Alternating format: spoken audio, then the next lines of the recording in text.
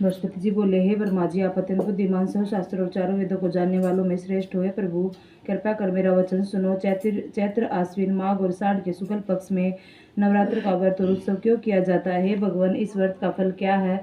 किस प्रकार करना उचित है? पहले इस व्रत को किसने किया, सो विस्तार से कहो। बृहस्पति जी का ऐसा वचन सुनकर ब्रह्मा जी कहने लगे, बृहस्पति, प्राणियों का हित करने की इच्छा से तुमने बहुत अच्छा प्रश्न किया है। जो मनुष्य मनोरथ पूर्ण करने वाली दुर्गा, महादेव, सूर्य और नारायण का ध्यान करते हैं, वे मनुष्य धन्य है। यह नवरात्र व्रत संपूर्ण कामना को पूर्ण करने वाला है। इसके करने से पुत्र चाहने वाले को पुत्र, धन चाहने वाले को धन और विद्या चाहने वाले को विद्या और सुख चाहने वाले को सुख मिल सकता है। इस व्रत के करने से रोगी मनुष्य का रोग दूर हो जाता है। कारागार में बंद हुआ मनुष्य बंधन से छूट जाता है। मनुष्य की समस्त विपत्तियां दूर हो जाती है। उसके घर में संपूर्ण संपत्ति आकर उपस्थित हो जाती है। बंध्या और काक बंध्या के इस व्रत के करने से पुत्र पैदा होता है। समस्त पापों को दूर करने वाले इस व्रत को करने से ऐसा कौन सा मनोरथ है जो सिद्ध नहीं हो सकता? जो प्राणी से अलभ्य मनुष्य देह को पाकर भी नवरात्र का व्रत नहीं करता, वह अनेक प्रकार से दुखी रहता है। यदि व्रत करने वाला मनुष्य सारे दिन उपवास न करके तो एक समय भोजन करे, उस दिन बांधों से नवरात्र व्रत की कथा का श्रवण करे। हे बृहस्पति, जिसने पहले इस महाव्रत को किया, उसका पवित्र इतिहास मैं तुम्हें सुनाता हूँ, तुम सावधान होकर सुनो। इस प्रकार ब्रह्मा जी का वचन सुनकर बृहस्पति जी बोले, हे ब्राह्मण, मनुष्यों का कल्याण करने वाले इस व्रत को कहो। मैं सावधान होकर सुन रहा हूँ, आपकी शरण आए, मुझ पर कृपा करो। ब्रह्मा जी बोले, पीठित मनोहर नगर में एक अनाथ नाम का ब्राह्मण रहता था। वह भगवती दुर्गा का भक्त था। उसके संपूर्ण सद्गुणों से युक्त मानो ब्रह्मा की सबसे पहली रचना ऐसी यथार्थ नाम वाली सुमति नाम की एक अत्यंत सुंदर पुत्री पैदा हुई। वह कन्या सुमति अपने पिता के घर बालक पद में अपनी सहेलियों के साथ क्रीड़ा करती इस प्रकार बढ़ने लगी जैसे शुक्ल पक्ष की कला बढ़ती है। उसका पिता प्रतिदिन जब दुर्गा की पूजा और होम किया करता तो समय से नियम से उपस्थित रहती थी। एक दिन वह अपनी सखियों के साथ खेलने लगी और भगवती के पूजन में उपस्थित नहीं हुई। उसके पिता को पुत्री की ऐसी सावधान देखकर क्रोध आया और कहने लगा, दुष्पुत्री, आज प्रभात से तूने भगवती का पूजन नहीं किया है। इस कारण मैं किसी कुष्ठी और दरिद्री मनुष्य के साथ तेरा विवाह करूंगा। इस प्रकार कुपित पिता के वचन सुनकर सुमति को बड़ा दुख हुआ और पिता से कहने लगे, पिताजी, मैं आपकी कन्या हूं, मैं सब तरह से आपके अधीन हूं, जैसी आपकी इच्छा हो मेरा विवाह कर सकते हो, पर होगा वही जो मेरे भाग्य में लिखा है। मुझे तो इस पर पूर्ण विश्वास है। मनुष्य न जाने कितने मनोरथों का चिंतन करता है, पर होता वही है जो भाग्य में विधाता ने लिखा है। जो जैसा कार्य करता है उसको फल भी उसी कर्म के अनुसार मिलता है, क्योंकि कर्म करना मनुष्य के अधीन है पर फल देव के अधीन है। जैसे अग्नि में पड़े तरणादि उसको अधिक प्रदीप कर देते, उसी प्रकार अपनी कन्या के निर्भयता से कहे वचन सुनकर उस ब्राह्मण को और अधिक करोदार अपनी कन्या का वह कुष्ठी के साथ कर दिया और क्रुद्ध होकर कहने लगा, पुत्री, जाओ जाओ, जल्दी जाओ और अपने कर्म का फल भोगो। देखो भला भाग्य के भरोसे रहकर क्या करती। इस प्रकार कहे पिता के वचनों को सुनकर सुमति वन में विचार करने लगे, हो मेरा बड़ा दुर्भाग्य जिससे मुझे ऐसा पति मिला। इस तरह अपने दुखों का विचार करती हुए सुमति अपने पिता के साथ वन में चली गई और ब्याह ने कुछ एक स्थान पर उन्हें वह रात बड़े कष्ट से व्यतीत की। उस गरीब बालिका की ऐसी दशा देखकर भगवती पूर्व पुण्य के प्रभाव से प्रकट होकर सुमति से कहने लगी, हे दीन ब्राह्मणी, मैं तुझ पर प्रसन्न हूँ, तुम जो चाहो वरदान मांग सकती, मैं प्रसन्न होने पर मन वांछित फल देने वाली। इस प्रकार भगवती दुर्गा का वचन सुनकर ब्राह्मणी कहने लगी, आप कौन है जो मुझ पर प्रसन्न है? यह सब मुझसे को अपनी कृपया दृष्टि से मुझ दीन दासी को कृतार्थ करो। ऐसे ब्राह्मणी के वचन सुनकर देवी कहने लगी, मैं ही आदि शक्ति हूँ, मैं ब्रह्म विद्या हूँ, मैं सरस्वती, में प्रसन्न होने पर प्राणियों का दुख दूर उनको सुख प्रदान करती हूँ। ब्राह्मणी, मैं तुझ पर तेरे पूर्व जन्म के पुण्य के प्रताप से प्रसन्न तो रहा, तुम्हारे पूर्व जन्म का वृतांत सुनाती हूँ। तुम पूर्व जन्म निषाद की स्त्री थी, पतिव्रता थी। एक दिन तेरे पति ने चोरी की के कारण तुम दोनों को सिपाही पकड़ कर ले गए और जेल खाने में कैद कर दिया। उन लोगों ने तुझे और तेरे पति को भोजन नहीं दिया। इस प्रकार नवरात्र के दिनों में नहीं तुमने कुछ खाया और नहीं जल पिया, इसलिए 9 दिन तक नवरात्र का व्रत हो गया। ब्राह्मणी, उन दिनों में जो व्रत किया उस व्रत के प्रभाव से प्रसन्न होकर मैं तुम्हें मनवांछित फल दे रही हूँ, तुम्हारी जो इच्छा हो सो मांगो। इस प्रकार दुर्गा के दिए वचन सुनकर ब्राह्मणी बोली, मैं आपको प्रणाम करती हूँ, कृपया कर मेरे पति के कोढ़ को दूर करो। देवी कहने लगी, उन दिनों में जो व्रत किया उस व्रत के एक दिन का पुण्य अपने पति के कोढ़ को दूर करो, अर्पण करो। मेरे प्रभाव से तेरा पति कोढ़ से रहित होकर सोने के समान शरीर वाला होगा। ब्रह्मा जी बोले, इस प्रकार देवी के वचन सुनकर वह ब्राह्मणी बहुत प्रसन्न हुई, पति को निरोग करने की इच्छा से ठीक है ऐसे बोली।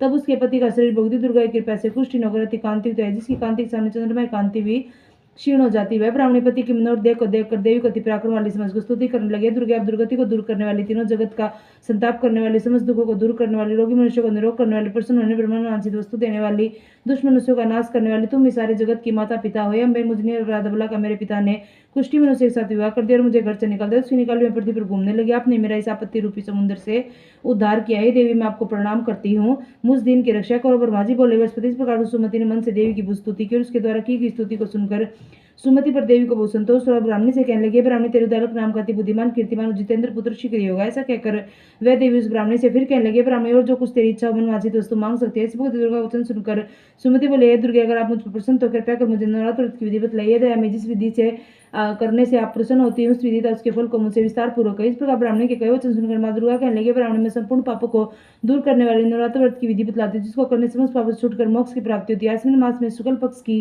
प्रतिपदा से लेकर 9 दिन तक विधि पूर्वक व्रत करे। यदि दिन भर व्रत न कर सके तो भोजन करे। पढ़े लिखे ब्राह्मणों से पूछकर घट की स्थापना करे। वाटिका बनाकर उसको प्रतिदिन जल से सींचे। माँ काली, माँ लक्ष्मी, माँ सरस्वती मूर्तियां बनाकर उनको नित्य विधि सहित पूजा करे। पुष्पों से विधि पूरा कर दे। बिजोरा के फूल द्वारा अर्घ्य देने से रूप की प्राप्ति, जायफल से कीर्ति, दाग से कार्य, आंवले से सुख, केले से भूषण की प्राप्ति होती है। इस प्रकार फलों से यथा अर्घ्य देकर यथा विधि हवन करे। खांड की, गेहूं से, जौ, तिल, बिल, नारियल, दाख और कदम से हवन करे।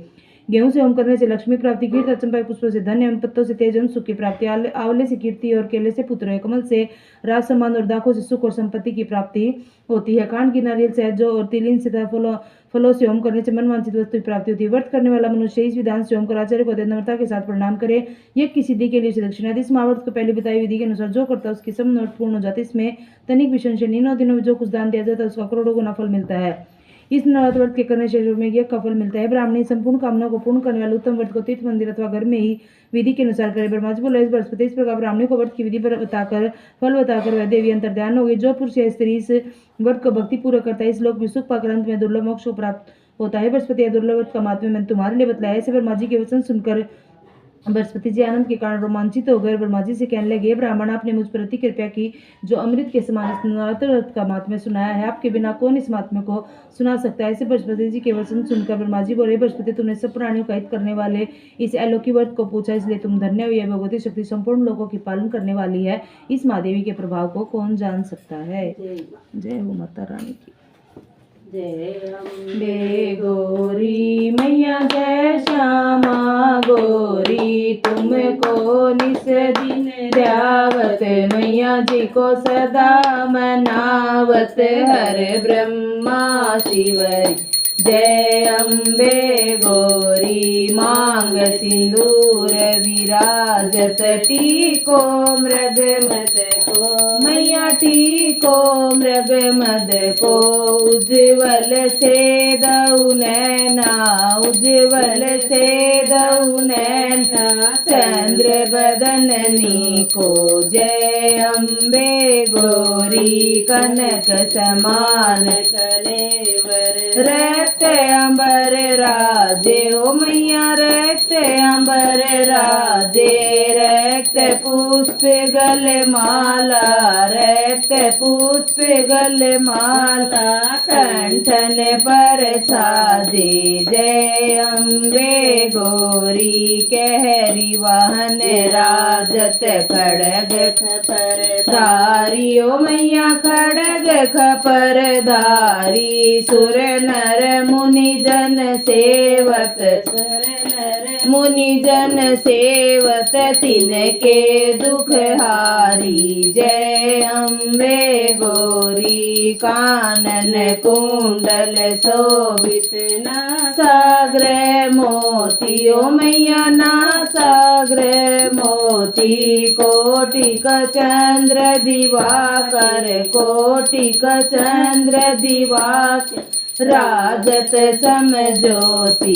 जय अम्बे गौरी, शुंभ निशुंभ विडारे, महिषासुर दाती, ओ मैया महिषासुर दाती, ध्रुम विलोचन नैना, विलोचन नैना, निश दिन मदमाती। जय अम्बे गौरी, चंड मुदंड संहारे, सोणित बीज हरे, ओ मैया सोणित बीज हरे, मधु के टब दऊ मारे, मधु के टब दऊ मारे, सुर वहीन करे। जय अम्बे गौरी, ब्राह्मणी रुद्राणी, तुम कमला रानी, ओ मैया तुम कमला रानी, अगम निगम बखानी, अगम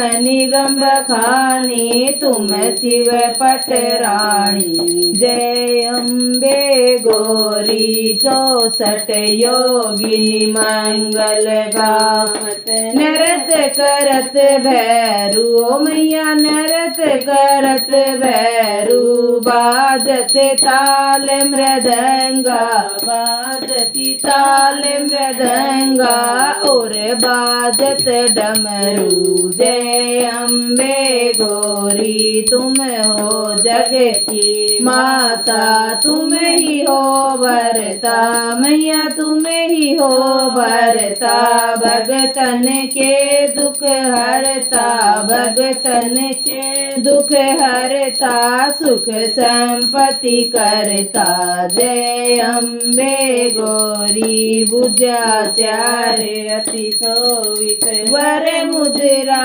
धारी ओ मैया वर मुद्रा धारी मन वांछित फल पावत मन वांछित फल पावत सेवत नर नारी जय अम्बे गौरी कंचन थाल विराजत अगर कपूर बाती ओ मैया अगर कपूर बाती श्री माल के तुम राजत श्री माल के तुम राजत कोटि रतन ज्योति जय अम्बे गौरी श्री अम्बे जी की आरती जो कोई नर गावे ओ मैया प्रेम सहित गावे कहत शिवानंद स्वामी कहत हरिहर स्वामी मनवांछित फल पावे जय अम्बे गौरी जय अम्बे गौरी मैया जय श्यामा गौरी तुमको निश दिन ध्यावत मैया जी को सदा मनावत हर ब्रह्मा शिवरी जय अम्बे गौरी। बोलो जगदम्बे माता की जय हो।